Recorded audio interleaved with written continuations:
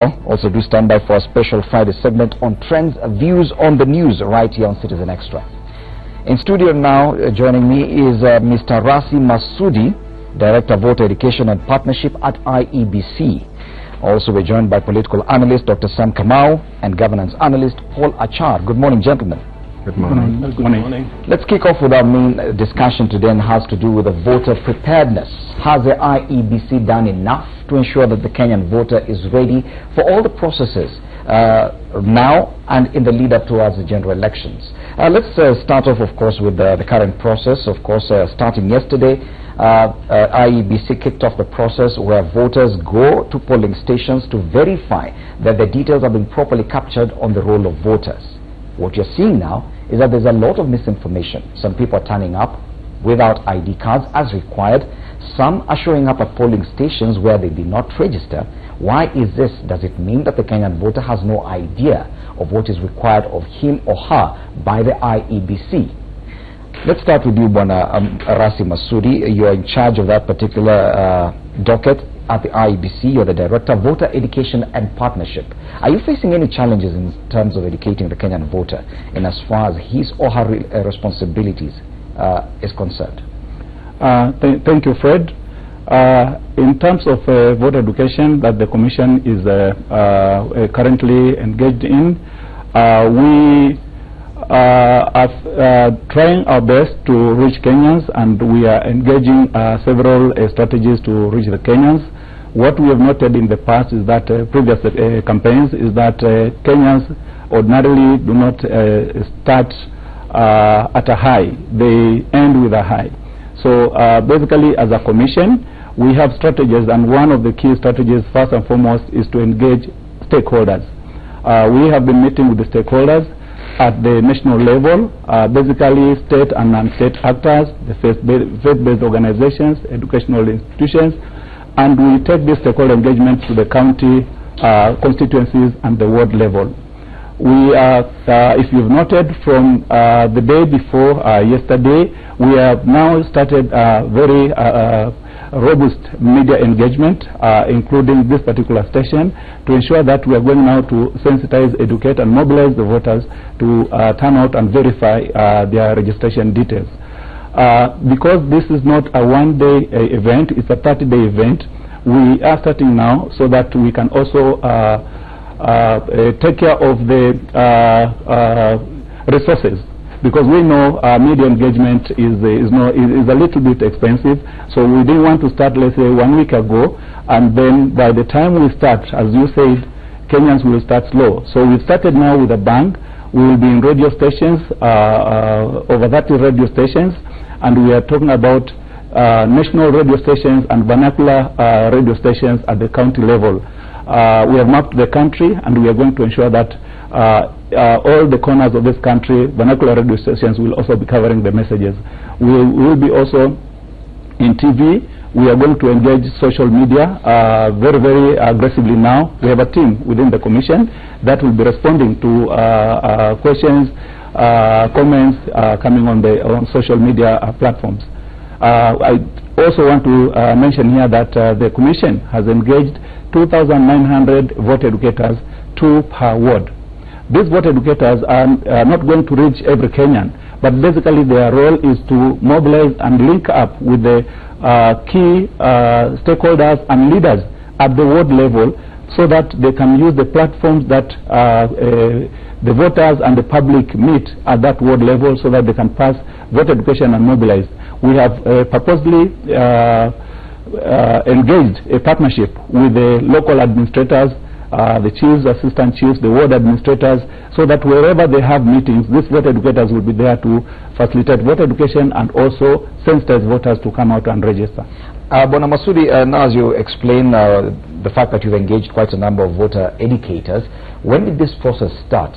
Is the education ongoing as we speak? Because what we are seeing is a lack of information. The voter generally appears as if they have no idea what to do, when to do it.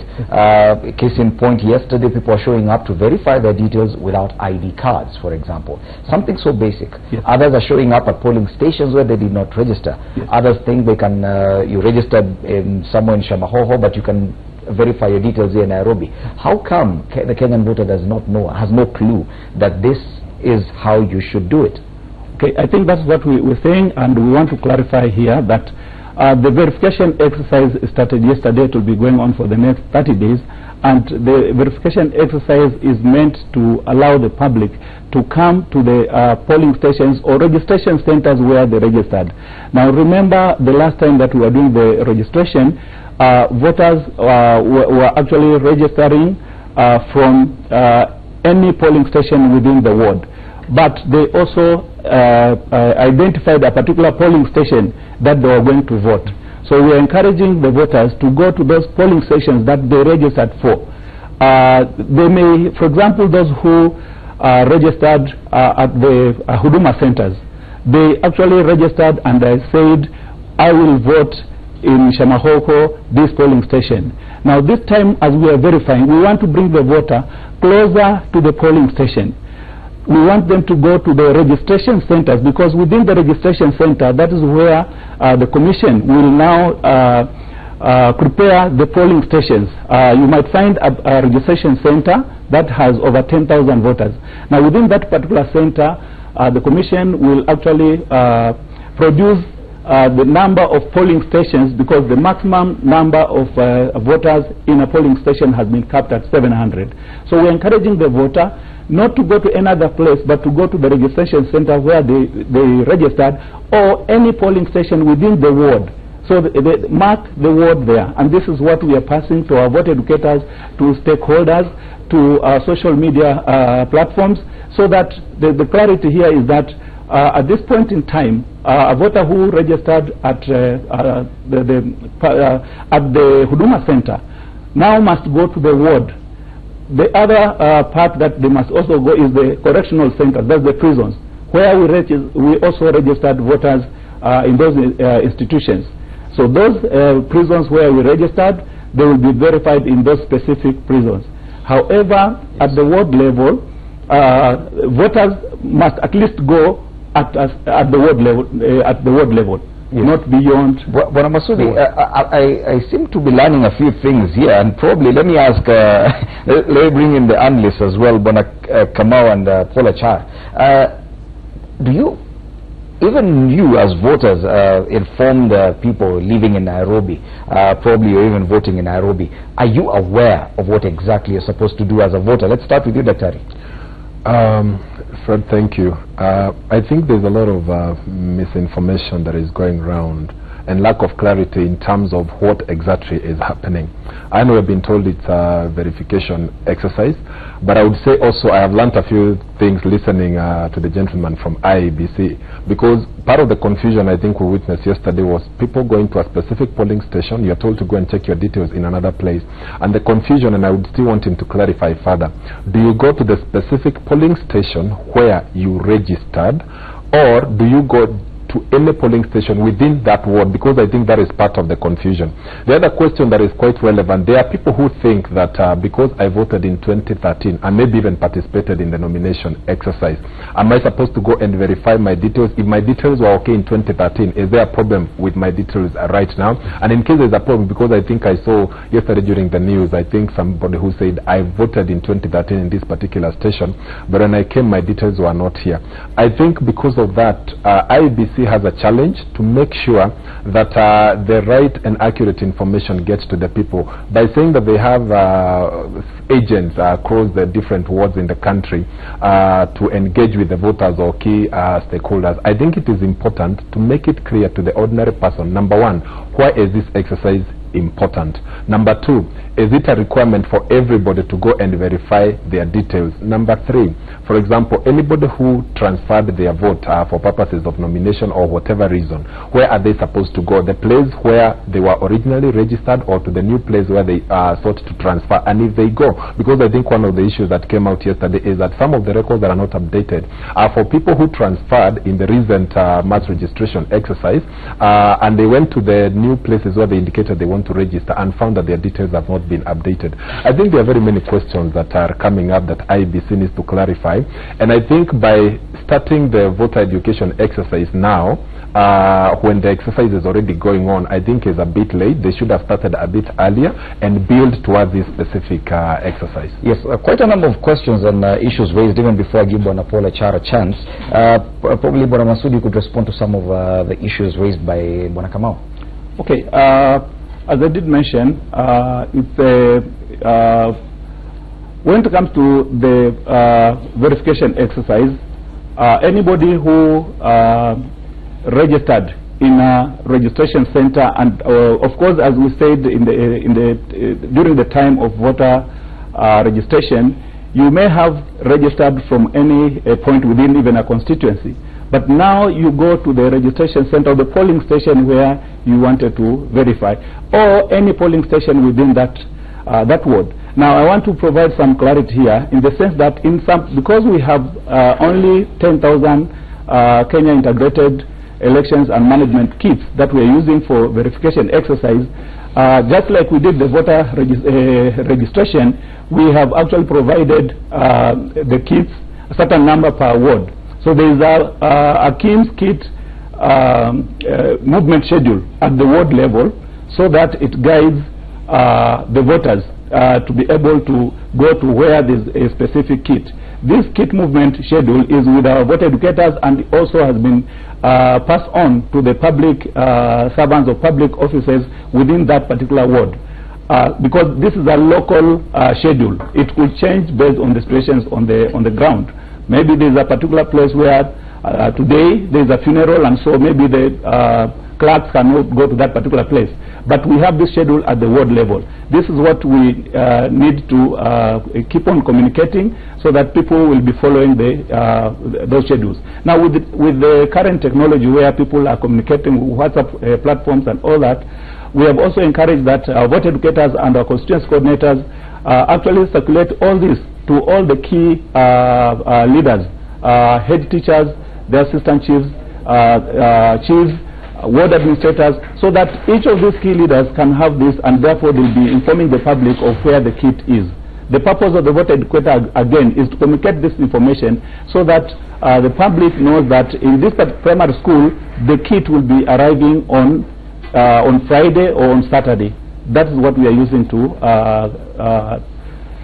share with the public. Okay, Bwana Achara, I'm sure you have some issues to raise as well. Go ahead. Fred, thanks for having me. Point of clarification, you introduced me as a governance expert, but I'm a communication consultant and a speech coach. Just thought to highlight that. The dimension that I'm looking at is pretty much how the IEBC is communicating to the Kenyan public. I do think there's communication certainly that is ongoing, but my question is, are they creating adequate channels for feedback? It seems as though this communication is one way. We are being told this and this and this, but are we also creating adequate channels in which the Kenyan public can get back to the IEBC? I'll give an example. People are now verifying their status, but if you don't find your name on the register, for example, what do? Do you then go ahead and tweet and create alarm telling people that, or telling the Kenyan public that there are names that are missing? So people have not been adequately informed on what is the process. But it leads me to the overall question, the overall question of the IEBC's credibility. Could the reason why the turnout is not so huge as expected be an issue of just the entire credibility of the Commission? Has the Commission adequately answered the questions that of credibility that have been asked from by the Kenyan public? Have they been able to respond to that? Okay. So I think those are the issues we're dealing with, tactical issues, but I think bigger strategic issues should be addressed. Yes, but Masudi, as you respond to that, because it is an issue of even the timing. We are less than 90 days to the general election. This exercise is supposed to take 30 days, now 29 days are left. Your timelines, IEBC timelines are very tight right now. There's no room for adjustment because the election date is not moving. Was it intentional? Was it, did you decide to conduct the voter education with the exercise concurrently, or it's just because of timing challenges that now you find yourself in this position? Okay, I'll start with what you just asked about the timing. The timing sometimes can be linked to strategy. If you looked at what we've just talked about, Kenyans will respond in terms of action based on how far you are to a deadline. If you looked at the resources that IEBC has, we needed to put the resources in a strategy that will give you maximum benefits. So we've started, it may be late now in terms of the details, but I think the issue of when the verification is going to take place, I think you've seen the commission in its weekly brief to the media highlighting the timelines that these things are going to these activities are going to take place. As we are right now, I think we have 30 days. And I think if we run a very effective, like I said, from yesterday but one, when we started engaging the media in a press conference and all the way, we are going to really be a buzz in media to really mobilize Kenyans to turn out. It is easier to mobilize a Kenyan when the process is already ongoing than when you start 1 week or 2 weeks back. You're sensitizing the person, but Kenyan is not, the Kenyan will ask you, you've told me about verification, where is that I can go now? And I think that is the strategy that we said with the resources that are not, resources are not available all through, but we have limited resources. But I think in terms of strategy, when we start the mobilization there and knowing that we are going for the next 30 days, we can now run an effective campaign of come out and register, go and register at this place, this is the timeline, and this is what we require. The key thing here is the importance of verification, and I think I want to emphasize that part to Kenyans and our stakeholders. We did the registration with those also who registered in 2012, and we've had several claims. People have transferred their votes, and now the register is really being put together to ensure that it's ready for the election. We will certify the register 30 days before the election. Now, this is the opportunity for any Kenyan to go to where they requested, or rather where they registered to vote. And that's why I want to emphasize that it's important to go to the nearest polling station that the voter would like to go and vote. That's why we're saying the verification process has been actually locked at the ward level. Even if the voter went to a polling station in any of those polling stations or registration centers in the ward, our officers will help the voter. In case there is an anomaly, they will actually be directed, or rather they will be directed by the verification officers to fill specific forms. There are prescribed forms for changing. For example, the 4 key things that we like voters to really check the correctness is: number 1, their names; number 2, their ID numbers; number 3, the polling stations; and number 4, the photo. So that you know that this is Fred Indimuli voting in this particular primary school, and your ID number is correctly written in that station. And if at all I find out that my details are not correct, yes, correctly put down in that particular list, what is the remedy for that? Yeah, that's what I've just said, that the officer there will depending on which particular error you have found, then there's an appropriate or prescribed form that you're going to fill, and that is what we will now work on to correct, make the register ready, and certify the register 30 days before the election. Fred, if you'd allow me. Yes, Monica. Voter education should be a very simple thing, or it should be simplified as much as possible. And I think there are 3 important questions that I had raised earlier, which IEBC should help clarify, the Director of Voter Education now that is here.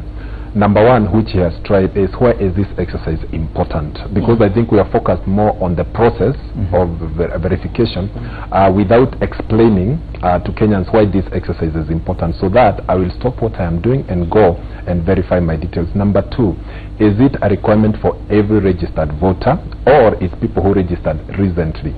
But number three, again more important, is if my details were okay, I voted in 2007, I voted in 2013, in a particular polling station, do I still need to go and register? I think if you just simplify those three issues, then I will be in a position to make an informed decision on that. Yes, please respond. First, I also would like a clarification. We do have an ongoing voter auditing process, and now we have a verification. I think to the Kenyan who is perhaps engaged in this process, they're wondering what's really the difference here. Why should I verify my details while there's an ongoing audit process? And what's the end result of the audit process? Will this processes be merged at the end of it? I think those are questions that people are also grappling with at the moment. Yes, Bwana Masudi, if you could just answer what Bwana Kamau before we come to what Bwana Achari is asking. Yeah.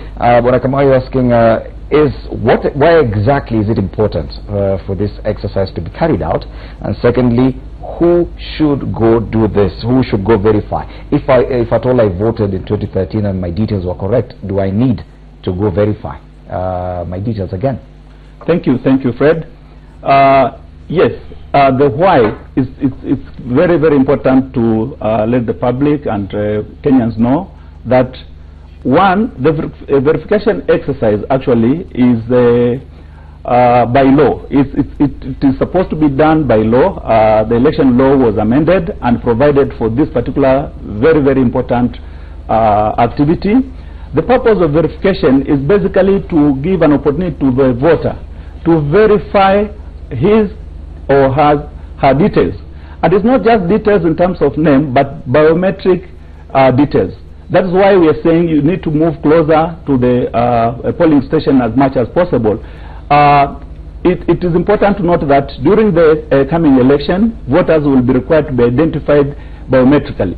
So it's important that the voter comes and ensures that their biometric details, their fingerprints, and photos are in the register. Because you remember the last time when we voted, there were a number, I think over 36,000 voters who were in the register but were not having their biometrics.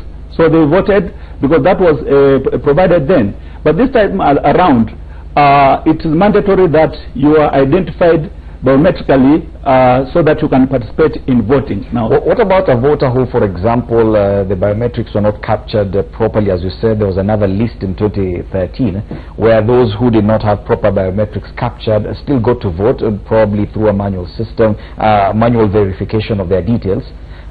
What happens this time around because the biometrics have now been registered, yet they got to vote in 2013? We mobilized during the verification to ensure, and we did even purposive targeted mobilization of these voters who did not have their biometrics in 2013 to ensure that they came to register and basically have their biometrics captured. So all the voters, or rather in the current register, all the 19 million plus voters have their biometrics captured. Now, that is what we want to verify. If somebody is in the register, you are in 2012, but your biometrics were not captured then. When you come to verify this time around, we will notice that. And those are the corrections we want to do.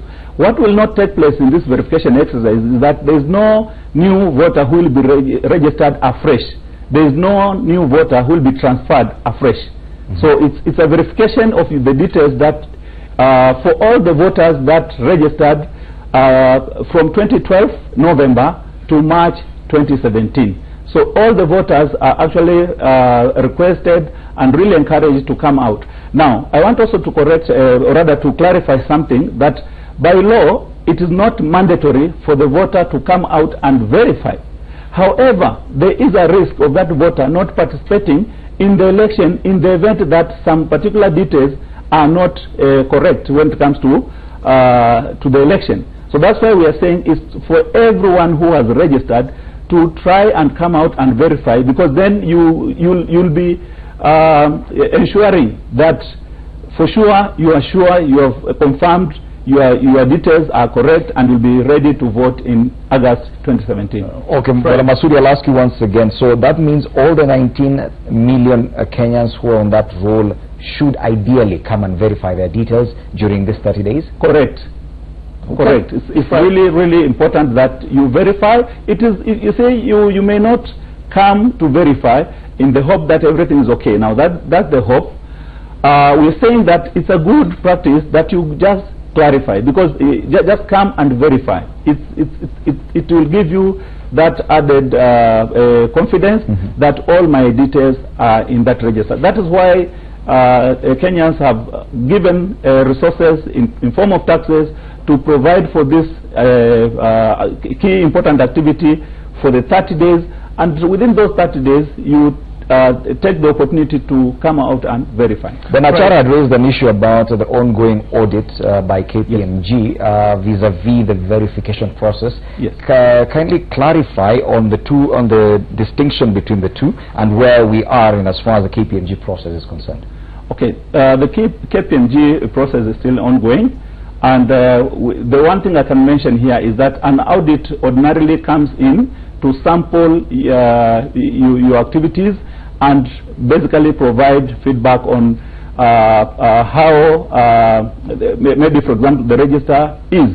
Now, these activities are taking place concurrently because of the timelines that had to, come at this time because of the court cases that we had with KPMG. Ordinarily, the audit should have taken place before this time. However, there's a good thing out of that, because other than the audit which is ongoing, the verification exercise actually is providing for acting on some of those issues that will be brought out by the audit. So when an audit is conducted, after the audit, we are now supposed to implement the recommendations of the audit. What we are doing in verification is basically part of that. So we will benefit from the audit because we will now get other issues that come out from the auditor, and between now and the 30 days we will act on the recommendations from the auditor. So it is going to be actually complementing. The two activities will complement each other. Okay. Bonachar, your communications consultant, and thank you for that correction. Do you agree with the IEBC's analysis of how Kenyans consume this kind of communication? Because Bwana Masudi says that Kenyans are known to just act on impulse, that if you tell me 2 weeks earlier that there will be this process, probably I'll not take it seriously, but if you tell it to me now, do it now, that's when I will. Well, I think Bwana Masudi is coming from a perspective that has certainly been validated by past experience on other processes. Kenyans tend to seem to thrive in the last minute. However, this particular process is too important, in my opinion, to be left to the last minute.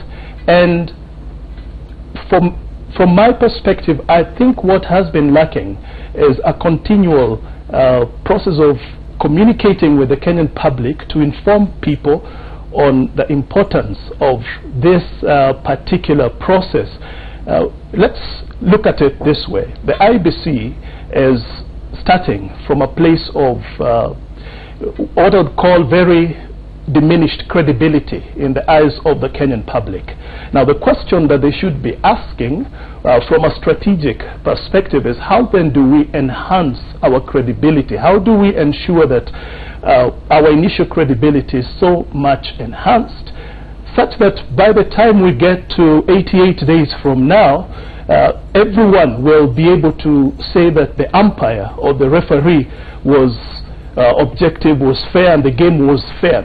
Those are the questions that we should actually be asking, and those are that's what the IEBC should be communicating to us. Well, the voter verification process is perhaps one of those messages and one of those things that they're trying to communicate, but I think there's a lot more that needs to be communicated. For example, Some time back, many people have asked, what has the IEBC done different now from what it had been accused of in the past?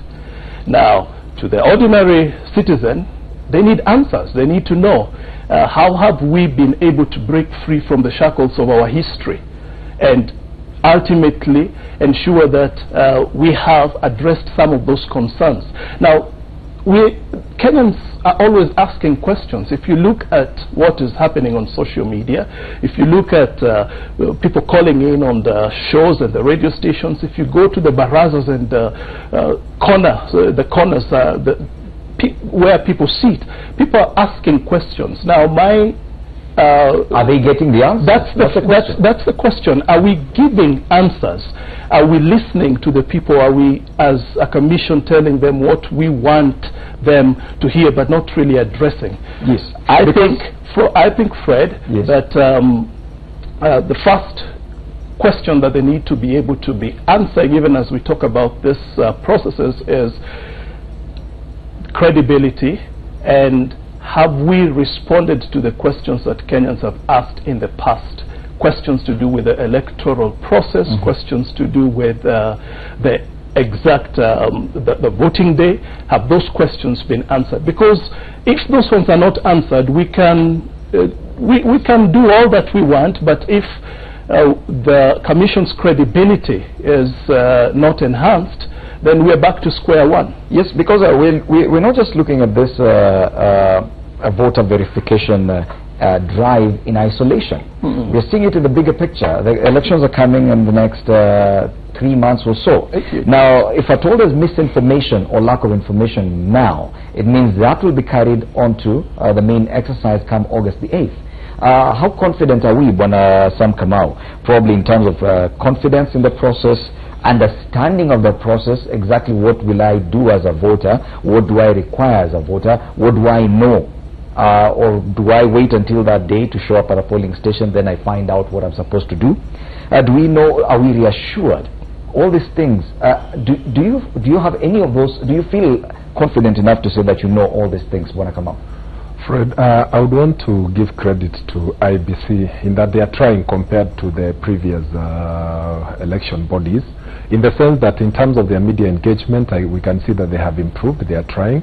In terms of releasing information, even using the social media platforms, I think again we have seen that.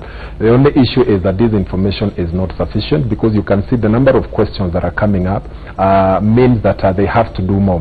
And maybe it's also in terms of the strategy that they have chosen to use. Of course, we know that many citizens, and I think studies in the past have indicated that they tend to consume or get their information mostly from the media. And we also see that social media plays an important role in informing people, but also in misinforming them, because there's a lot of inaccurate information that is going around.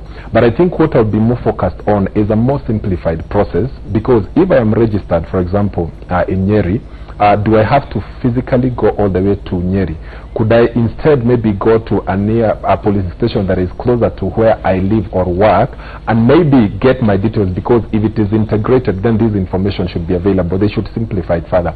I know I've heard that later in the process, I think we are going to also be sending short messages, and then we'll be able to get details. I think I would prefer to see a more simplified process. But now to your question, in terms of the process, I think we now acknowledge that there are many things that are new, especially given the election laws that we recently passed, and even the timelines that have been given, in terms of making sure that this information is available to the public when they need it, not waiting until an exercise or an event is due, and then that is the time we are trying to release this information.